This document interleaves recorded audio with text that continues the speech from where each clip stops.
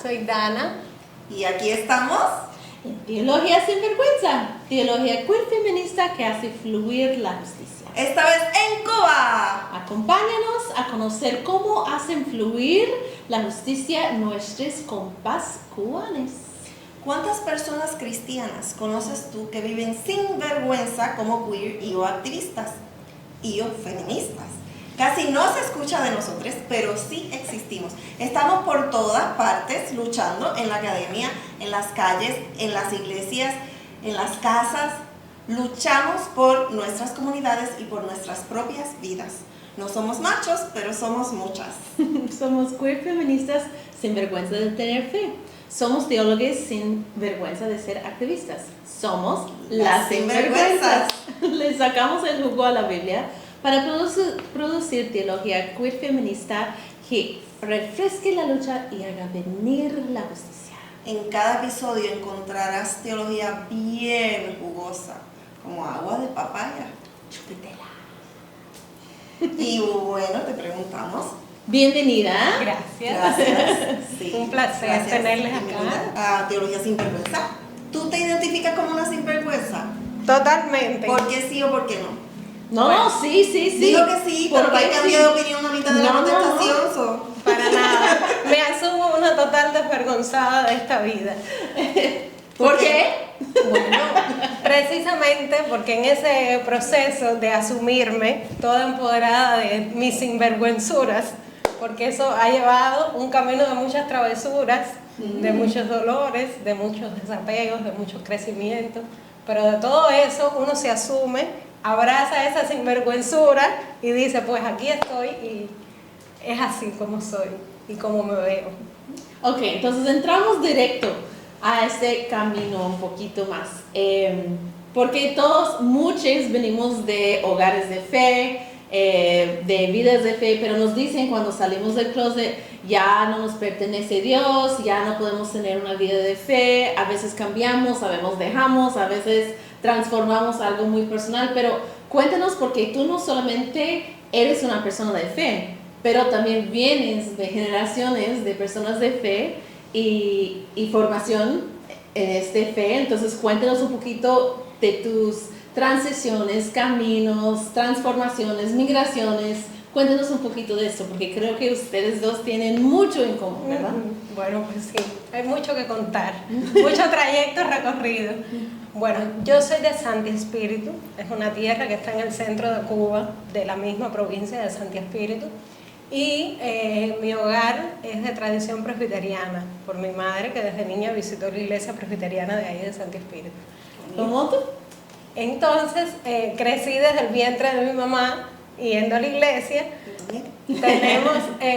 Tengo una hermana que es 3 años mayor que yo, y bueno, íbamos las tres siempre desde niñas a la iglesia, y esa formación también marcada por el mundo del arte, porque mi mamá es músico y nosotras crecimos también siguiendo sus pasos con la música. Ok, entonces para mí me gustaría saber muchas cosas de tu camino, de tu recorrido, pero uno de los centros más famosos, por lo menos para nuestra comunidad, es el Centro Martin Luther King Jr., que está ahí como una inspiración, un centro comunitario que tiene su propia forma de enseñar la educación popular y todo eso.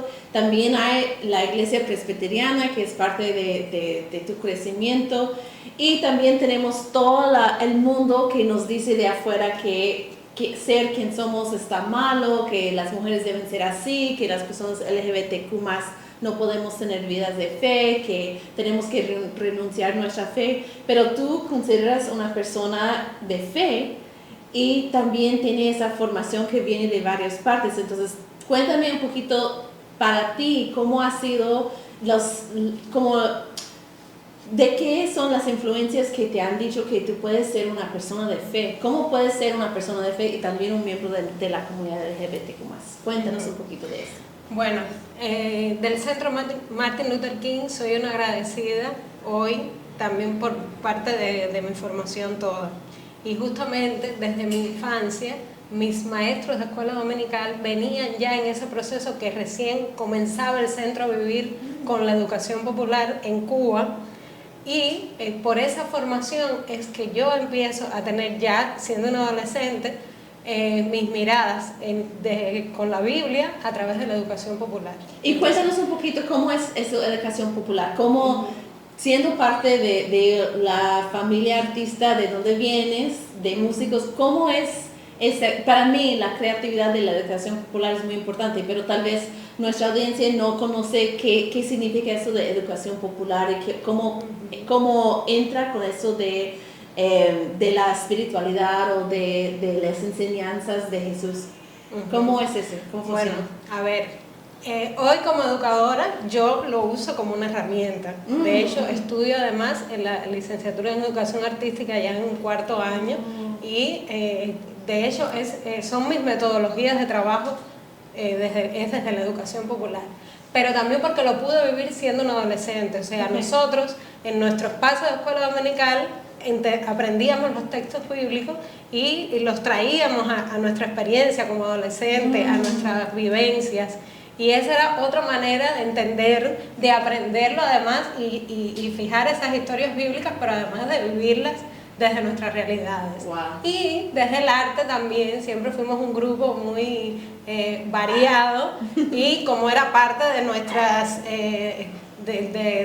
vivencias, entonces teníamos una respuesta desde lo artístico, ya fuera creando canciones o utilizando música cristiana que tuviera esos referentes bíblicos, pero además de liberación, de sentidos de vida, donde esos valores que aprendíamos, valores cristianos que aprendíamos, nos hacían encontrar también ese compromiso desde la justicia, pero para llevarlo después a ese momento litúrgico que era el culto, que era donde devolvíamos como niños, adolescentes, esa experiencia también de lo que aprendíamos en la escuela dominical. Entonces, siempre fue una manera de relacionar. Sí, ¿verdad? No tuve nada de experiencia así, estoy como, Sí, wow, qué sí, diferente fue muy sería. lindo. Sí. Porque es como poner a la niñez de tu iglesia a ministrar al resto de la congregación, sí, ¿no? sí. Entonces, en la escuela dominical, si te entendí bien, usaban la experiencia de vida y el arte para interpretar el texto bíblico. No había un maestro que les dijera, este texto significa esto y por eso tú te tienes que portar así, así, así.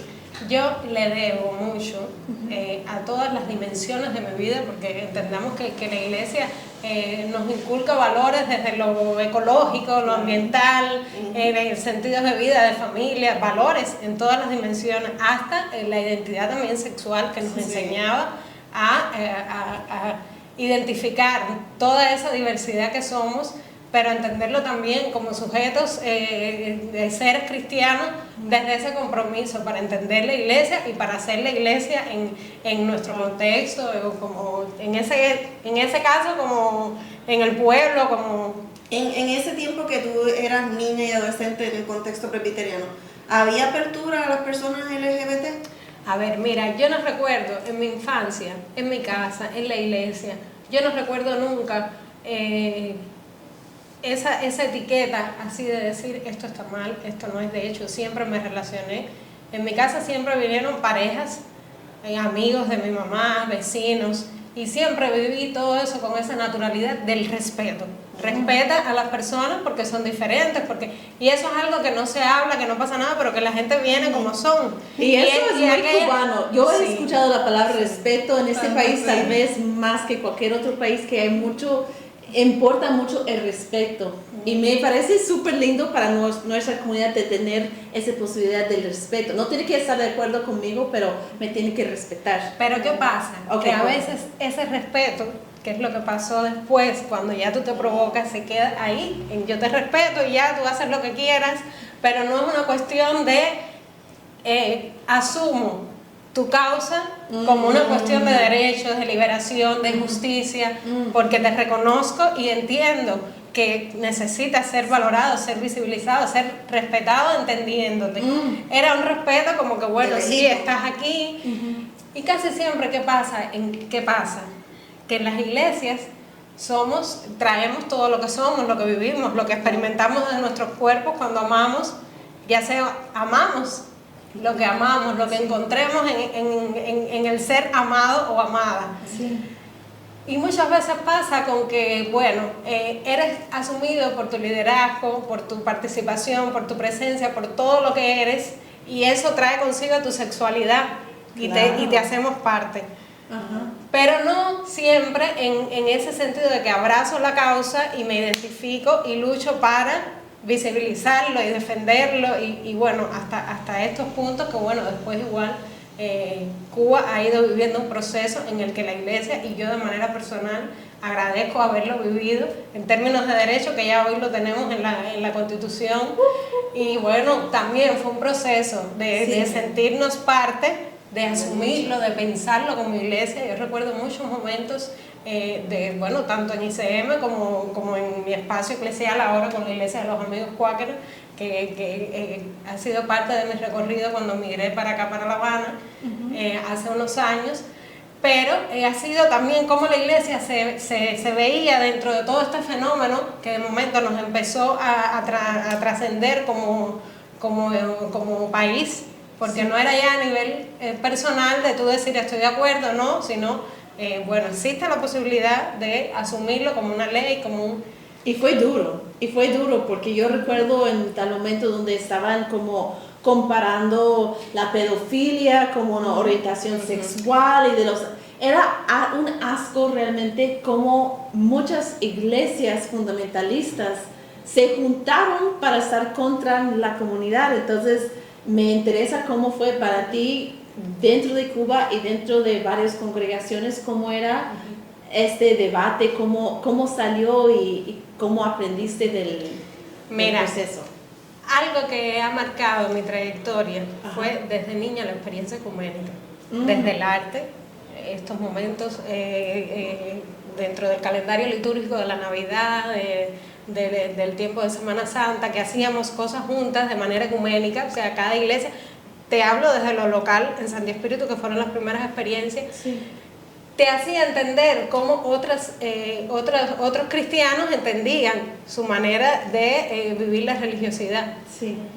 Son experiencias chocantes, porque tú asumes el cristianismo desde lo que tú has aprendido en tu iglesia y de momento empiezas a compartir con otras personas que lo enriquecen pero lo distancian también, porque son lecturas de la misma palabra que a ti te da vida, que tú abrazas con verdades y con sentidos de justicia que te hacen ver la vida desde esas dimensiones, porque son fundamentos en los que tú te dices, es por aquí, pero para liberar. Y cuando de momento desde la fe y con ese mismo respeto que tú entiendes, hay otra persona que está abrazando esa misma espiritualidad, que logras ver incluso, porque eso no los hace menos espirituales, pero son sus experiencias de vida.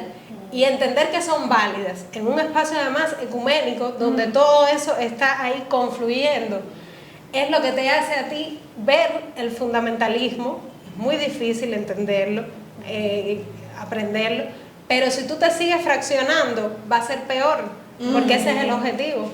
En mi caso, yo desde el arte lo he vivido, porque bueno, soy músico, he estado en espacios de coros ecuménicos, de grupos ecuménicos de jóvenes, y la experiencia, primero que todo desde lo afectivo, porque además en el caso, no sé, yo siento que la música no funciona si tú no tienes esa energía de entenderte con las personas, de conectarte, pero además ese punto desde la música, de tocar juntos, de conectar, nos hace entonces distanciar esas otras barreras en pensamiento, en identidades, pero tú vas colocando ese respeto. Pero como eran espacios desde lo ecuménico, tú te estás asumiendo lo diverso, porque es un espacio ecuménico, pero ahí permanezco. Pero además hoy, con ICM y con los cuáqueros, ya entiendo que además es algo que no es inamovible, porque muchas veces de momento me encuentro estructurando, bueno, voy a hablar hoy de este tema, y tengo estos cantos, y de momento el espacio da otro giro de conversación, de necesidad, y yo me encuentro moviéndome con eso y así, y cambiando los cantos, y es eso, es más rico, ¿no? Porque el momento te hace transitar y abrirte. Como aquí hay muchas personas que nos escuchan que no van a ninguna iglesia ni se identifican como gente de fe, ¿puedes brevemente describir así es la liturgia en la iglesia presbiteriana, así es la liturgia en el culto cuáquero que tú has experimentado?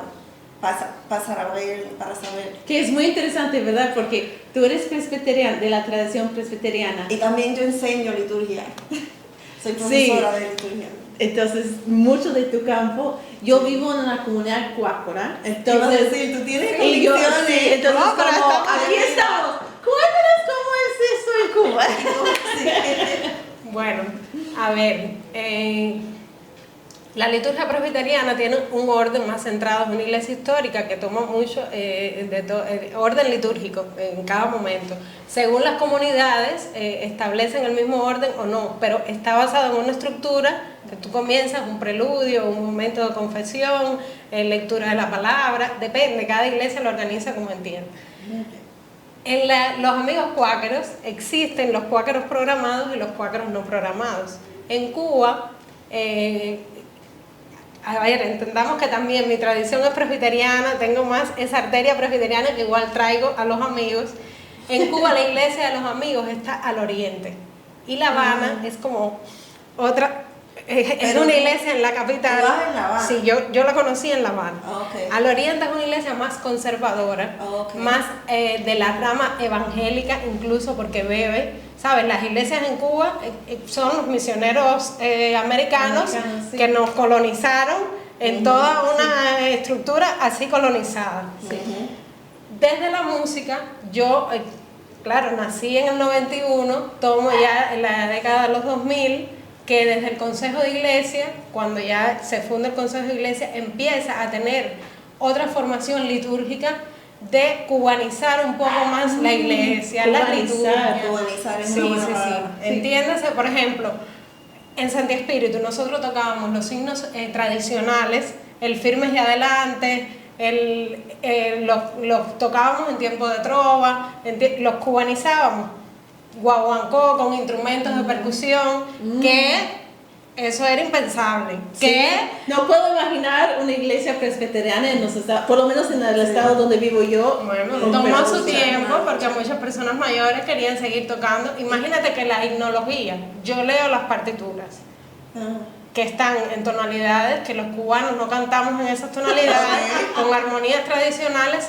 ¿Y no cómo funcionan. son los amigos en los cuáqueros en Habana? Entonces, ¿Qué a hacen? ver, los amigos, los cuáqueros de La Habana son amigos de tradición que vinieron migrando para La Habana. O sea, es una iglesia pequeña, no excedemos a 30 personas.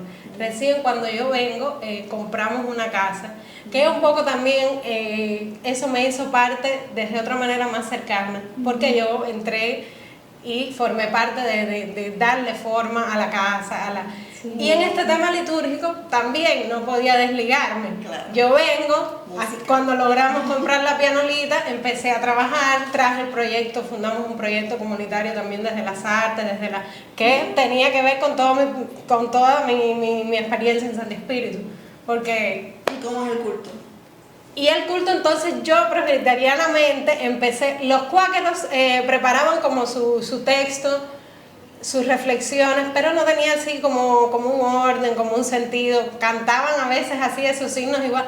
¿Qué pasa? Que también eran cuáqueros de distintos lugares, estaban más bien en Holguín, en distintas, entonces al llegar aquí establecían esa riqueza que cada uno traía de sus comunidades. Entonces yo un poco que direccioné eso un poquito más, pero ya te digo, también aprendí a mover la liturgia, a que puedo traer algo y de momento en esa semana me entró algún mensaje bonito o me encanta, ¿cómo se llama?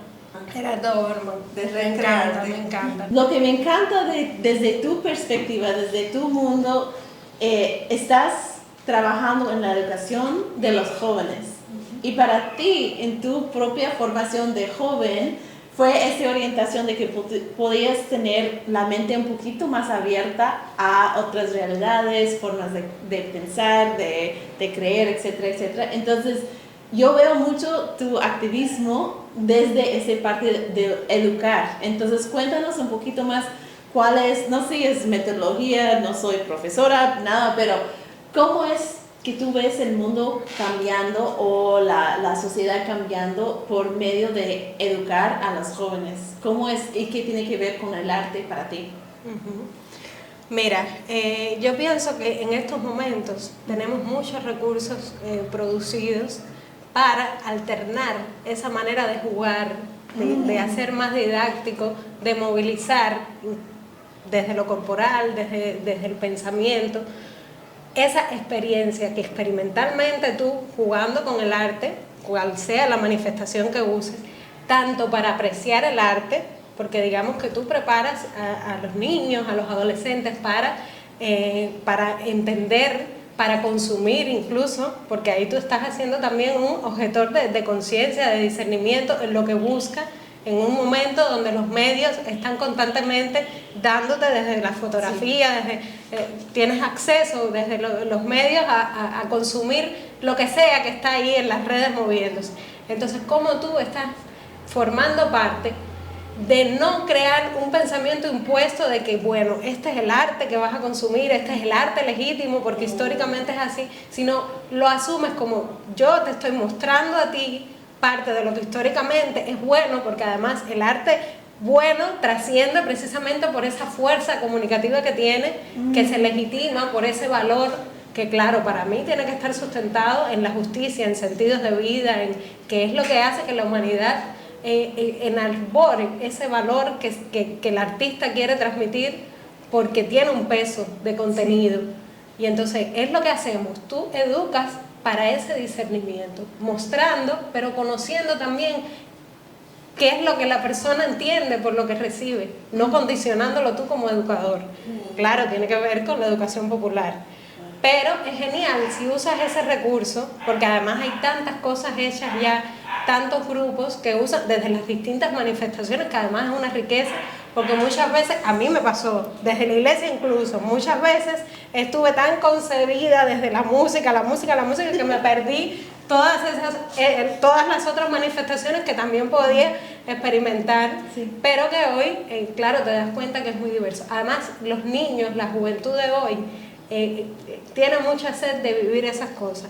Si bien por una parte las redes y los medios de comunicación es algo que necesitamos usar los maestros más, además para enseñarles a trabajar y a discernir, insisto, también esa movilidad de sacarlos de ese mundo virtual a ese ejercicio que les hace entrenarse y vivirlo y crear grupos, pero además identificarse entre diversos, porque es lo que... Tengo que interrumpirte porque hay algo muy importante que creo que no podemos ser,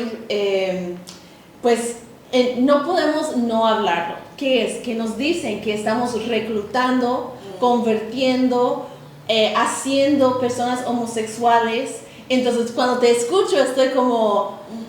Sí, es así. Cuéntanos un poco cómo es que uno puede educar con una orientación de estar abierta y discernir sin indoctrinar de una forma u otra, ¿verdad? Porque tienen miedo de nosotros estar trabajando con niños y quería preguntarte cómo es eso, trabajar con niños y ser miembro de la comunidad, pero esa es la pregunta, como educadora. Tienen mucho miedo de nosotros que vamos a convertir o reclutar los niños para ser homosexuales, transgénero, etcétera, etcétera. Entonces, esto de experimentar e identificar, ¿cómo lo ves tú desde una perspectiva de educadora?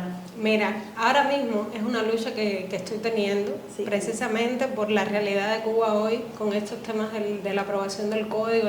Yo he tenido padres... ¿De la aprobación de qué código? Del Código de las Familias, que está abogando, ya aprobado, por una educación sexual que tengan dentro de sus contenidos el asumir la diversidad.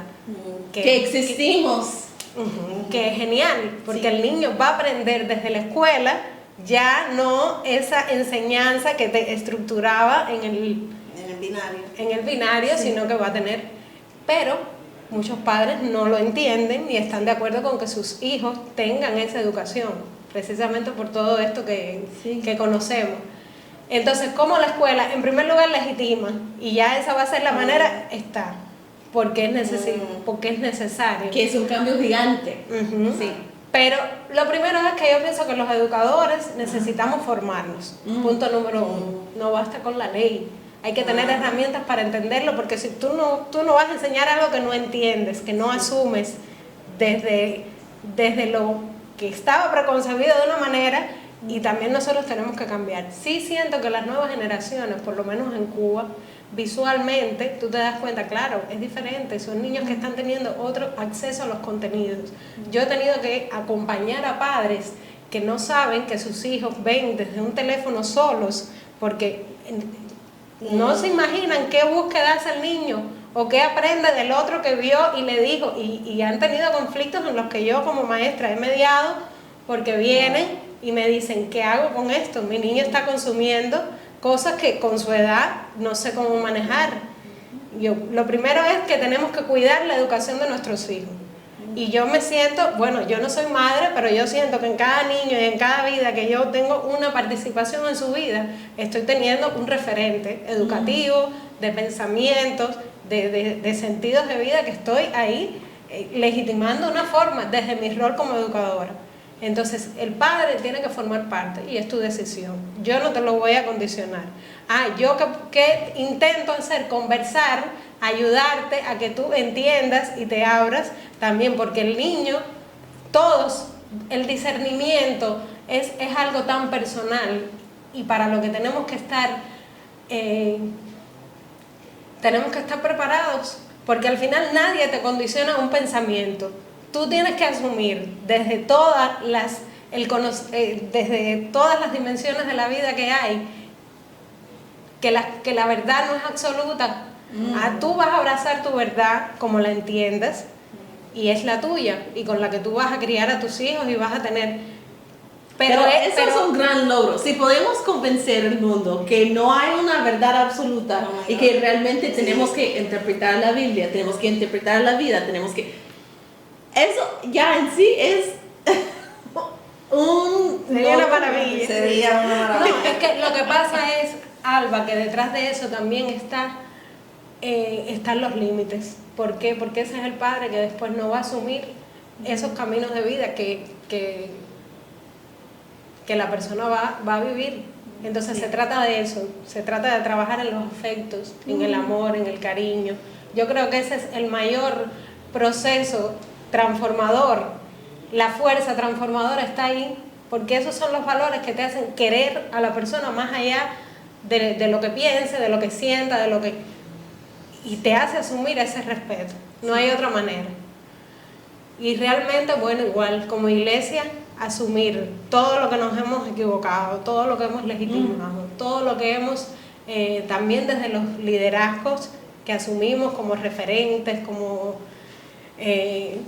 marcan. Y algo que para mí ha marcado mi fe con los amigos cuáqueros es justamente eso, ¿no? Entender que no hay mediación para conocer esa divinidad que tiene una fuerza que nos habla directamente a cada uno.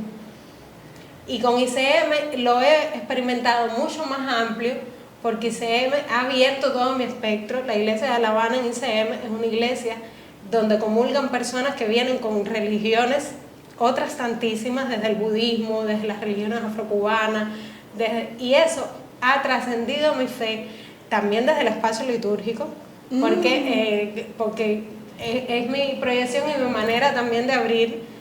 Ellos vienen a experimentar la fe cristiana desde la iglesia ICM, pero nuestra manera de encauzar esa liturgia es abriéndonos a estas otras dimensiones que enriquecen.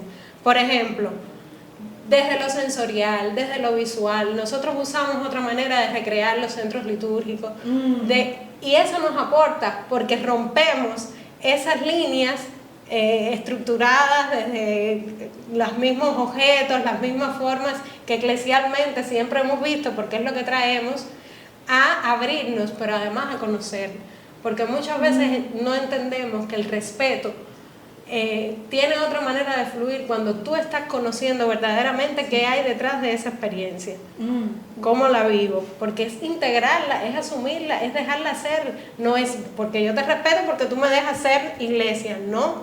Yo soy iglesia abrazando todas las maneras de ver a la divinidad, pues que a mí me trascienden también otras formas de experimentar, y ha sido maravilloso, porque realmente es un espacio donde nos dejamos ser. Y eso de la creatividad, siempre regresamos a la creatividad de la divinidad, que para mí es lo más artístico que hay. Y te escucho y estoy como, pues claro, si hay una diversidad tan grande de las plantas, de los animales, de los seres, pues claro, de ver la cara de Dios en otras caras, de otras tradiciones y de realmente poder sentirlo sin tener tanto miedo de que no es demonio, es maldad, es lo que sea, como solo abrir a la posibilidad que tal vez también es Dios en esta otra tradición, no sé. Hay algunas interpretaciones teológicas sobre la imagen de Dios, que miran ese concepto teológico no tanto como, eso quiere decir que así tenemos cara con dos ojos y eso quiere decir que Dios se parece así como nosotros. Y dicen, no, a lo que se refiere el texto es a la capacidad creativa de Dios.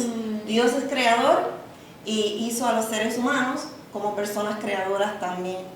Me identifico mucho con tu historia porque además de pasado presbiteriano, ecuménico, me llama la atención que no has dejado atrás, has seguido como coleccionando. Era y soy presbiteriana y añado el cuáquerismo y añado la ICM y probablemente el próximo es el budismo, por ahí vamos, ¿verdad? Pero entonces muy ecléctico.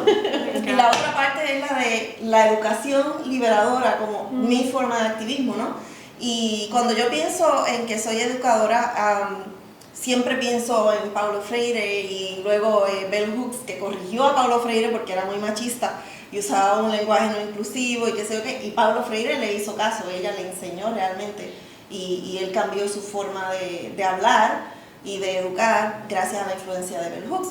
Esos son parte de mis ancestros en la educación, entonces queremos oír cuáles son tus ancestros, no te tienes que limitar a la educación, tu sabiduría ancestral, esa sabiduría que puede venir de filósofos, de educadores, de familia, de artistas, poetas, lo que quieras, músicos, pueden estar vivos o no, pueden ser personajes históricos o reales ahora. Tu fuente de sabiduría. ¿De dónde las sacas? ¿A quiénes citas? Bueno, a ver, yo me nutro en toda la fuerza de mi familia. Mi madre, mi padre, mi hermana, que han tenido toda esa, que son mis referentes. También por la permanencia, ¿no? Y por la manera también de acompañarme y seguir creciendo todos juntos.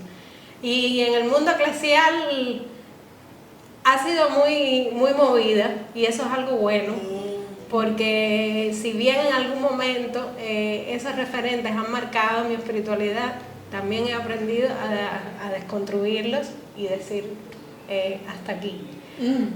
Y en el mundo, claro, estudiando y eso, hay un montón de gente linda que me siguen aportando, que me siguen sorprendiendo, que a veces también digo no, pero ya, y así me enfado y digo, ya por aquí no es más. O sea, que se construye y se desconstruye. En el mundo musical yo no soy una persona que tenga así esas afinidades, he sido muy por época. He encontrado personas, pero se trata de eso, ¿no? Y qué bueno que ha sido así. ¿En qué época estás ahora? A ver, en el mundo eclesial ahora mismo no tengo así referentes así musicales. Ahora mismo no hay grupos así. Pero también estoy distante de escuchar música o sea, tengo la música que siempre he escuchado, pero sí, muy variada, sí me gusta. ¿Cuál fue la última pieza musical que cantaste o tocaste en la iglesia? En cualquier iglesia de las que... A ver, mira, en la música aquí tenemos a Mos López, que es un pastor bautista que me gusta mucho, es mi amigo además, y mueve mucho las liturgias con todo este pensamiento. Y esa parte musical es muy importante de ese movimiento, de esa dedicación, ¿verdad? Como súper importante. Pues queremos darle las gracias por estar aquí con nosotros. Hemos pasado una hora muy linda contigo. Gracias por compartir tu conocimiento y sabiduría con nosotros. Gracias por la invitación. Pues comparta tus ideas y tu historia en tus redes con el hashtag Las Sinvergüenzas, donde puedes encontrarnos. Síguenos en las redes sociales, @teosinvergüenza en Instagram y Facebook. Y únete a nuestra lista de difusión en WhatsApp. Comparte este episodio con alguien a quien amas y danos 5 estrellas en la plataforma donde escuchas este podcast. Y pendiente a nuestro próximo episodio en que vas a aprender más, como siempre estamos aprendiendo y formándonos para que conozcas a otra sinvergüenza. Somos las sinvergüenzas. ¿Eres tú una de nosotras? Sí. ¡Sí! Gracias. ¡Chao!